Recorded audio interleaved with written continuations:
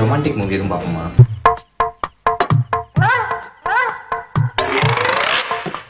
சரி, அப்போ thriller movie பார்ப்போமா? என்ன படம்ட்டு வேலையெல்லாம் யார் செய்கிறது?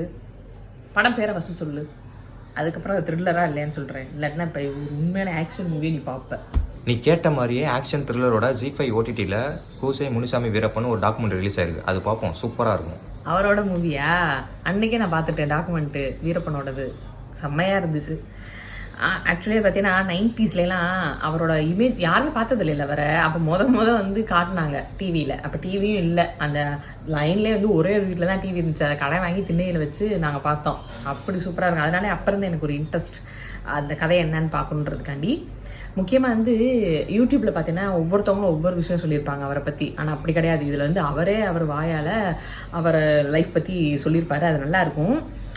ஒரு சில வீடியோஸ் தானே முன்னாடிலாம் அவங்களோடது கிடச்சிச்சு. இதில் வந்து நம்ம பார்க்காத நிறைய வீடியோஸ்லாம் இருக்குது. அதுவும் இல்லாமல் சில இதெல்லாம் ரீக்ரியேட் பண்ணி ஃபிக்ஸ் பண்ணியிருக்காங்க. அதில் பார்க்குறதுக்கு செம்ம த்ரில்லிங்காக இருந்துச்சு. ஏன்டா முடிஞ்சிச்சுன்னு இருக்கு. அதில் இன்னொன்று தெரியுமா? ZEE5 OTTல அந்த கூசை முனிசாமி வீரப்பனோட ஃபர்ஸ்ட் எபிசோட் வந்து ஃப்ரீ ஜாலியில். சரி, நீ உன் ஃப்ரெண்ட்ஸோட சேர்ந்து பாரு. ஆனால் பார்க்குறப்ப என்னையும் கூப்பிடாம இருக்காத.